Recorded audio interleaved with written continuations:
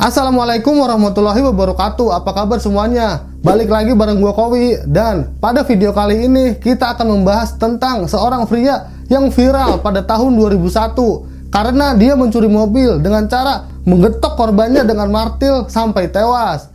Pria itu adalah Rio Alex Purba alias Rio Martil. Oke, sebelum lanjut lu like, komen, dan subscribe channel ini supaya gue semangat bikin videonya. Oke, langsung aja cerita dimulai.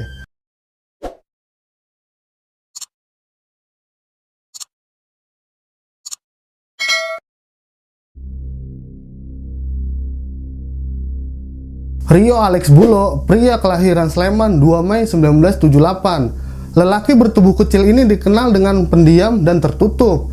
Tidak banyak hal yang diketahui tentang masa kecil Rio, tapi sedari bocah dia memang dikenal nakal. Tingkahnya membuat orang tua memindahkan Rio dari Sleman ke Jakarta untuk diasuh kakaknya yang selisih umurnya 12 tahun. Sehari-hari ia dikenal tak banyak bicara dan juga terkesan tidak menyeramkan bagi orang lain. Walau lahir di Sleman, Yogyakarta, Rio bukan keturunan Jawa. Alex nama tengahnya diambil dari nama ayahnya yang berdarah Maluku. Sedangkan Bulo diambil dari marga ibunya yang berasal dari Parepare, Sulawesi Selatan. Di lingkungan tempat tinggalnya di kawasan Senen, Jakarta Pusat, juga tak banyak yang mengenal Rio.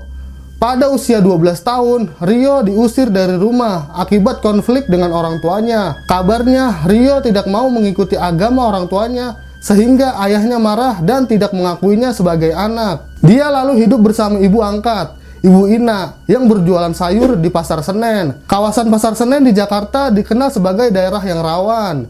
Di situ terdapat stasiun, kereta api, terminal bus, pusat perbelanjaan, pasar loak, dan pemukiman padat di tepi rel. Tumbuh besar di kawasan semacam itu membuat tingkah laku Rio tidak terkendali.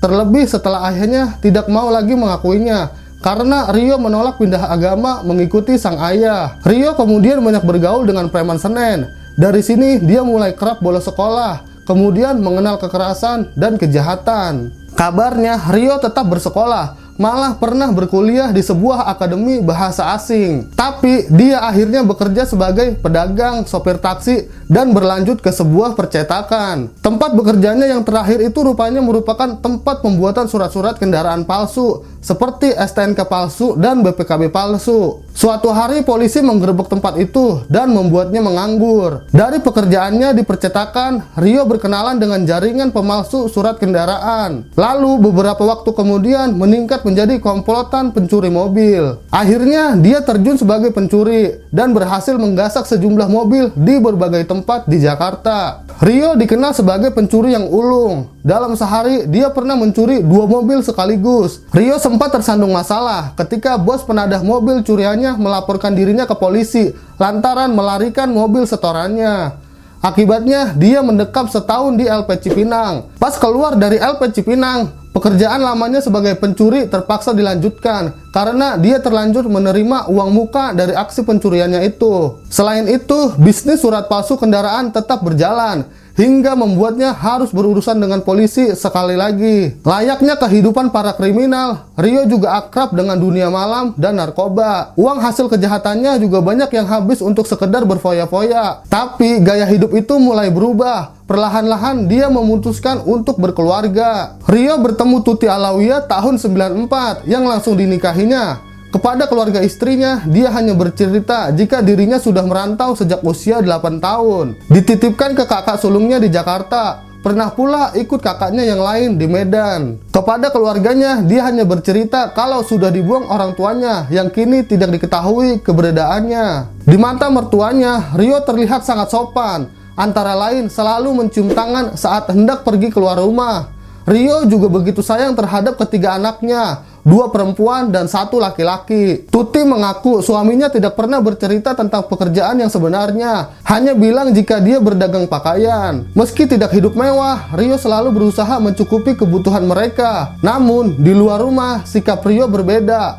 Dalam catatan polisi, setidaknya dia pernah 3 kali melakukan pembunuhan. Polisi juga telah menetapkannya sebagai buronan.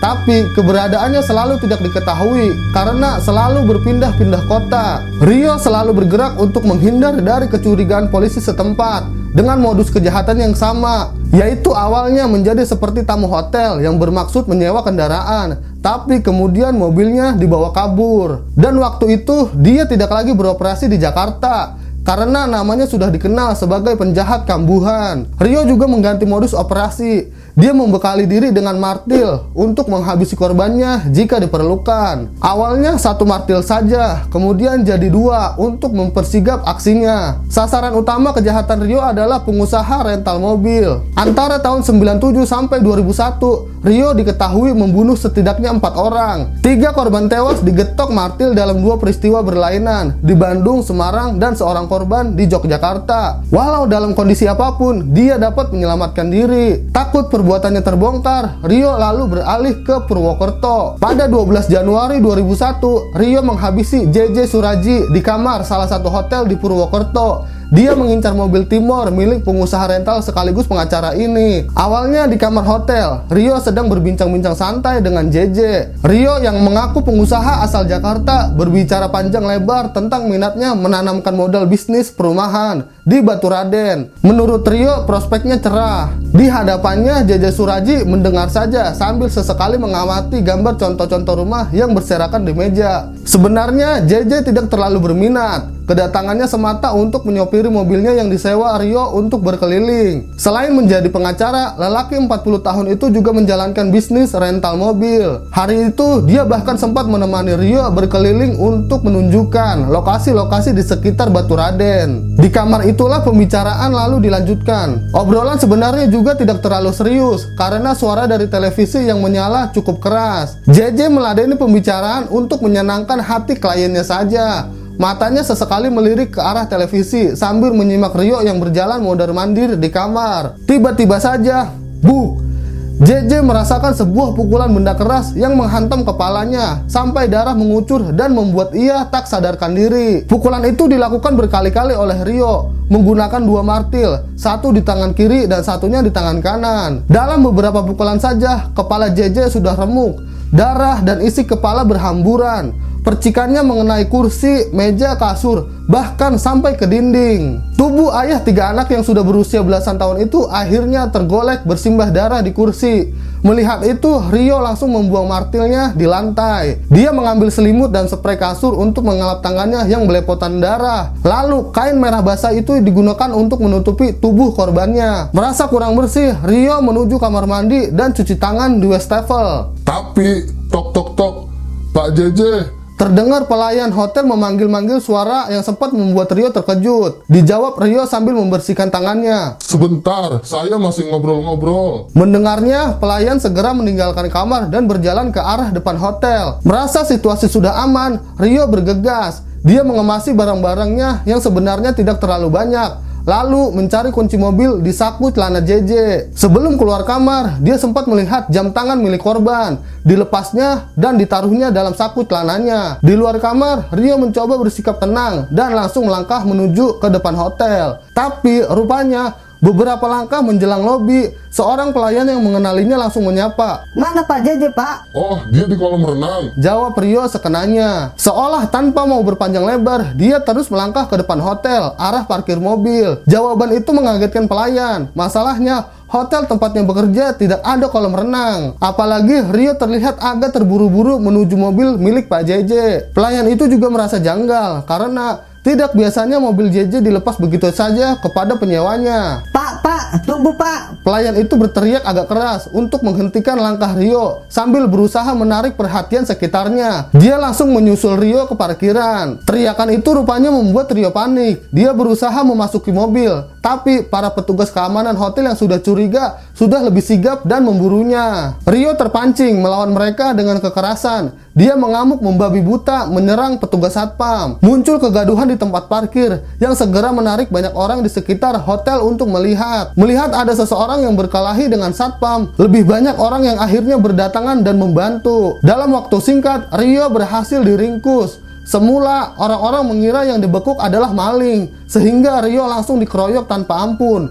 Wajahnya babak belur. Rio akhirnya diamankan dengan cara diikat di pos keamanan. Tapi dia tetap berusaha kabur dengan meronta-ronta. seluruh petugas bersiaga sekaligus emosi karena tidak setiap hari mereka menghadapi kondisi ini. Sejumlah pegawai hotel segera tersadar karena mereka tidak melihat JJ yang memang mereka kenal baik karena biasa menyewakan mobil kepada tamu-tamu hotel. Pak JJ mana? Cari Pak JJ. Beberapa orang bergegas berlari menuju kamar. Pintu dibuka dengan kunci cadangan. Saat dibuka, pemandangan di dalam sungguh mengenaskan. Tubuh JJ ditemukan terduduk di kursi hotel dalam keadaan tidak bernyawa, ditutupi spray dan selimut. Kepala bagian belakang terlihat hancur. Darah berceceran di lantai dan dinding. Para pegawai hotel merasa tegang melihat kenyataan itu terjadi di tempat mereka bekerja. Tak lama, polisi yang dihubungi segera datang dan memeriksa TKP. Melihat kejahatannya serius dengan korban tewas bersimbah darah, mereka segera menghubungi kantor di Polsek Baturaden untuk menurunkan tim yang lebih lengkap. Semula, para petugas kepolisian di Polsek Baturaden tidak pernah menyangka jika tersangka pelaku pembunuhan di wilayah mereka adalah Rio alias Tony, buronan yang dicari setidaknya oleh 3 kepolisian daerah. Segera setelah mereka mendapat kepastian tentang status Rio, proses hukum selanjutnya dilakukan di Polres Banyumas. Aksi kejahatan yang dibarengi dengan kekerasan berlangsung dalam rentang waktu September sampai November tahun 2000. Di Bandung, Rio beraksi setelah terlebih dahulu menginap di hotel, lalu menggasak sedan Timor, setelah terlebih dahulu memukul sopirnya hingga tewas. Aksi berikutnya dilakukan di Semarang. Dia menginap di salah satu hotel, lalu menyikat mobil dan membunuh sopirnya. Kemudian di Surabaya, dia menginap di hotel dan membawa kabur sedan Mercy berwarna putih.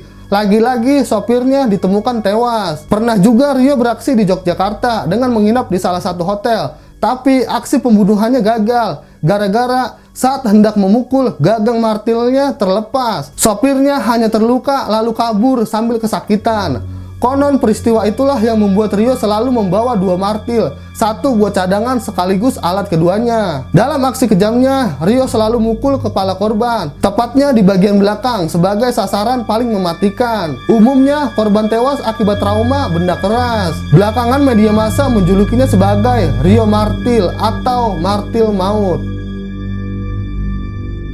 Kekejaman Rio berdampingan juga dengan rumor tentang kesaktian yang didapat dari neneknya. Konon, dia bisa melepas borgol. Soal benar tidaknya, masyarakat yang menangkapnya di Baturaden bersaksi. Badannya memang kecil, tapi tenaganya sangat kuat. Tapi, rumor yang terlanjur bergulir di ruang tahanan ini cukup membuat nyali narapidana lain menjadi ciut. Pengacara Rio tidak melihat sifat kejam pada kliennya.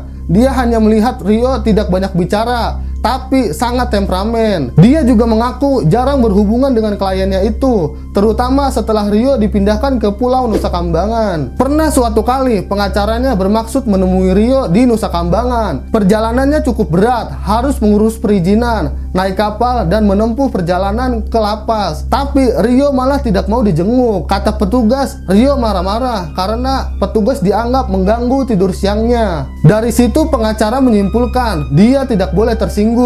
Rio yang didampingi pengacara tampak tenang dan pasrah menjalani setiap tahap persidangan. Tidak ada keluarganya yang hadir, mengingat jarak Jakarta Purwokerto yang jauh. Jaksa mendakwa Rio telah menganiaya hingga menyebabkan kematian. Tindakan itu juga dikategorikan sebagai pembunuhan berencana karena Rio telah terbukti lebih dulu menyiapkan senjata, 2 buah martil. Kejahatannya ditambah lagi dengan usahanya merampas harta korban. Di persidangan juga terungkap, Rio setidaknya sudah membunuh 3 orang di berbagai kota. Semua dilakukan dengan motif perampasan kendaraan milik korban. Kekejaman saat membunuh korban-korbannya juga menjadi catatan tersendiri dalam persidangan. Berdasarkan bukti-bukti itu, 14 Mei 2001, Rio divonis mati. Mendengar keputusan hakim, dia mengaku pasrah. Dia bersyukur karena tidak mati saat melakukan kejahatan, tetapi mati dalam hukuman, mati dalam bertaubat. Sementara Rio terus menjalani hukumannya di LP Kedung Pane, Semarang. Sebelum akhirnya dipindahkan ke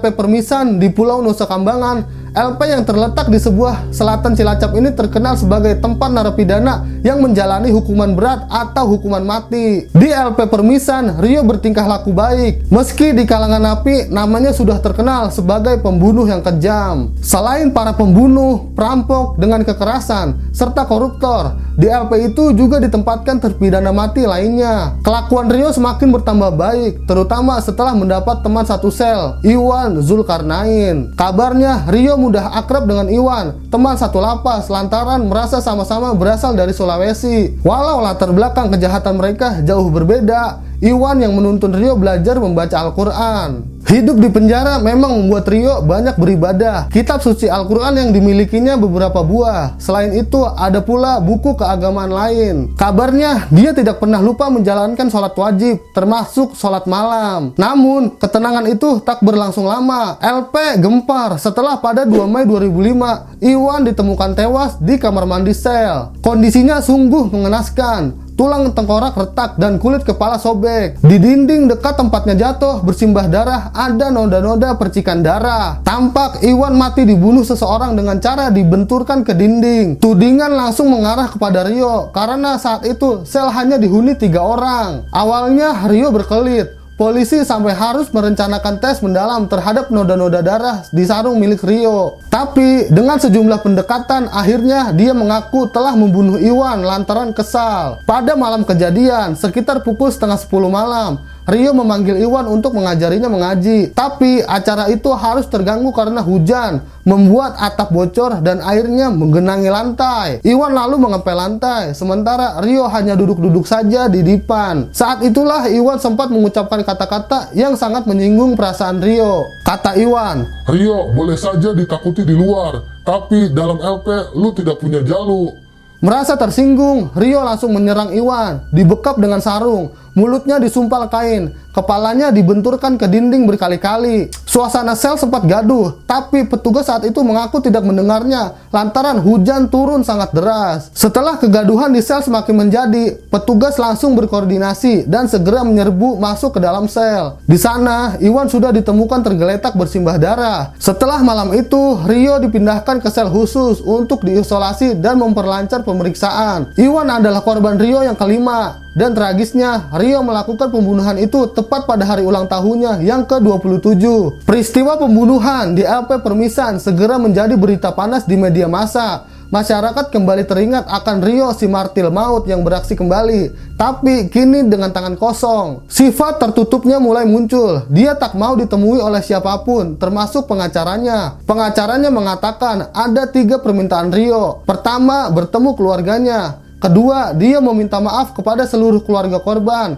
Ketiga, dia ingin memberikan Al-Quran kepada keluarganya, termasuk 1 buah juga diberikan kepada pengacaranya. Rio juga sempat berpesan agar baju-bajunya diberikan saja kepada napi yang membutuhkan. Situasi haru justru terjadi lantaran pihak keluarga, yakni istri dan anaknya, belum bisa menjenguk Rio. Berkali-kali permohonan untuk bertemu di Nusa Kambangan tidak mendapatkan izin. Baru setelah Rio dipindahkan ke LP di Purwokerto, kurang dari sepekan menjelang eksekusi, keluarga kecil itu bisa berkumpul. Kesempatan itu pun terjadi untuk memenuhi 1 dari 3 permintaan terakhir Rio. Pertemuan selama sekitar 4,5 jam. Dari pukul 5 sore sampai setengah 10 malam pada 4 Agustus 2008 berlangsung mengharukan. Untuk terakhir kali, Rio bercengkrama dengan anak-anaknya yang sudah terasa semakin tumbuh besar sejak terakhir kali dia memeluk mereka. Sebenarnya, sejak kasus hukum Rio bergulir, dia enggan melibatkan keluarganya.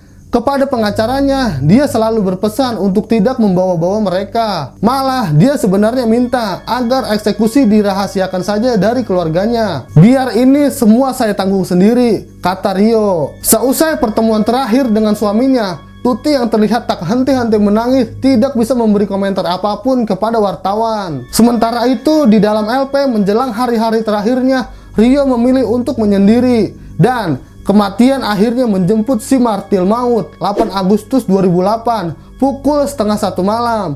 Rio dieksekusi oleh 12 anggota regu tembak di Desa Cipedo, Kecamatan Cilongok, Banyumas.